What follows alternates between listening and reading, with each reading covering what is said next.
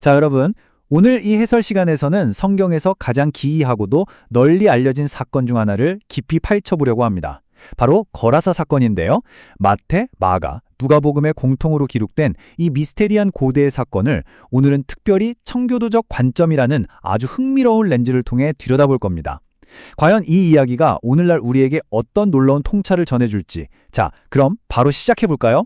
먼저 이 질문부터 던져보고 싶네요. 도대체 왜 사람을 치유하는 그 은혜로운 기적이 무려 2,000마리나 되는 돼지떼의 끔찍한 몰사로 이어졌을까요?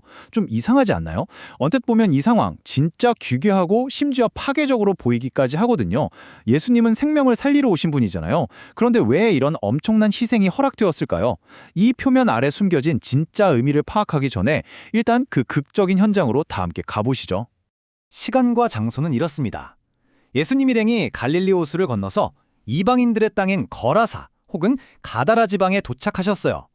그런데 배에서 내리자마자 엄청나게 충격적인 광경과 마주치게 됩니다.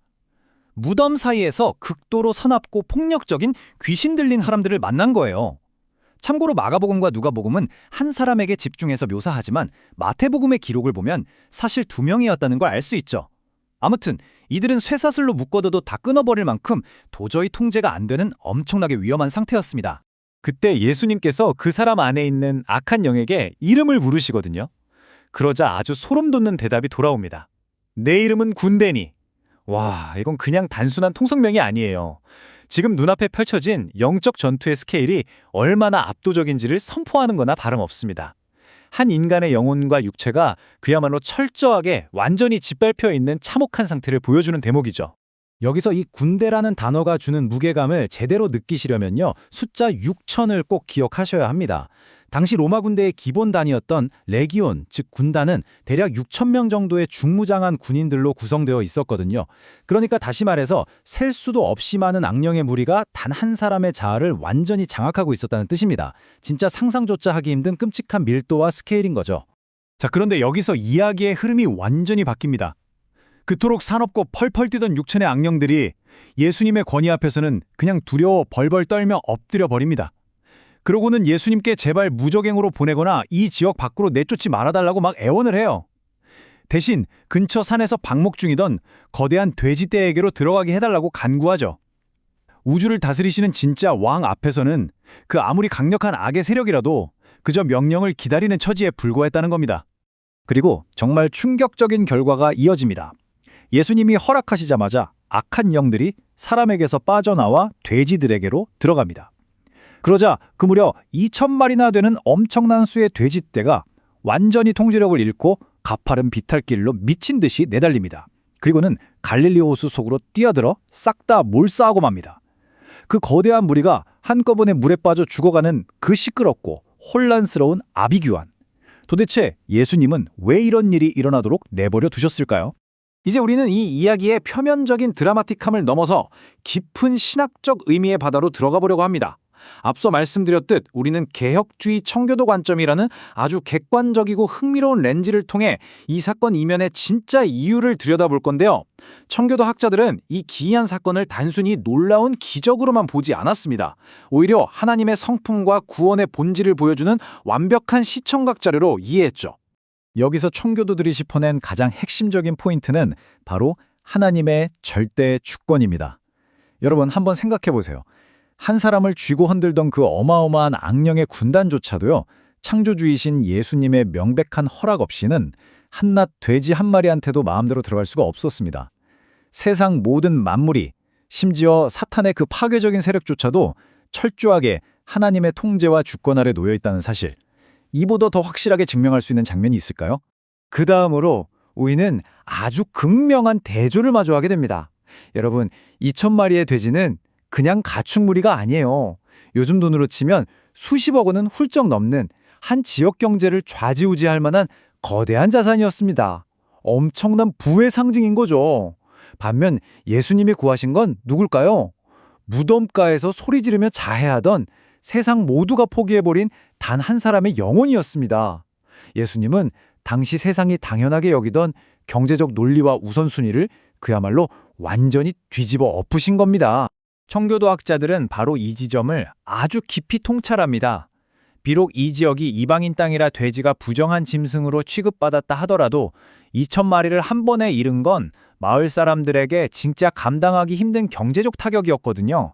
하지만 사탄에게 무참히 짓밟았던 한 인간의 생명을 구해내고 그 안에 깃든 하나님의 형상을 회복시키는 것, 이것이 이 세상의 그 어떤 막대한 재물과도 비교할 수 없을 만큼 중대한 일임을 그리스도께서 직접 행동으로 선포하신 겁니다. 그렇다면 이쯤에서 궁금해지죠.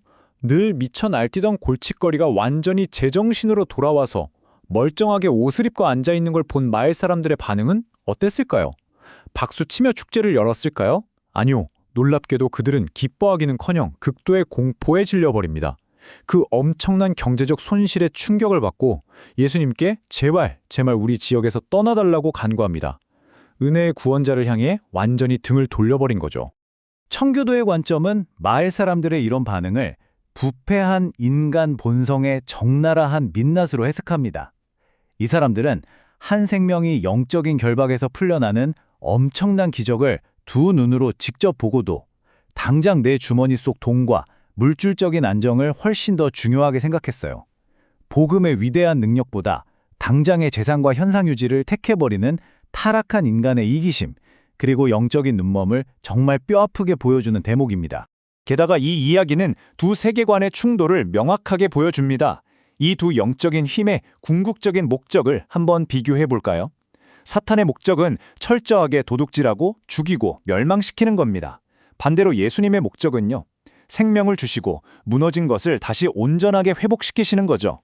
이 거라서 사건은 바로 이 두 세력의 극단적인 차이를 하나의 무대 위에서 완벽하게 시연해서 보여주는 겁니다. 귀신들이 돼지떼에 들어가자마자 벌어진 이 즉각적인 몰사 사건 있잖아요. 이건 사탄의 속성이 얼마나 파괴적이고 잔인한지를 시각적으로 확 보여주는 겁니다. 그들은 자신들이 들어가는 모든 것을 파멸로 이끌어요. 반면 그 어두운 세력을 단숨에 제압하시고 한 사람을 온전한 정신으로 살려내신 예수님, 이분이 바로 참된 생명을 부여하시는 진짜 구원자라는 게 완벽하게 대조되어 나타나는 거죠. 자, 이제 모든 사건이 끝나고 예수님이 배를 타고 다시 떠나시를 할 때입니다.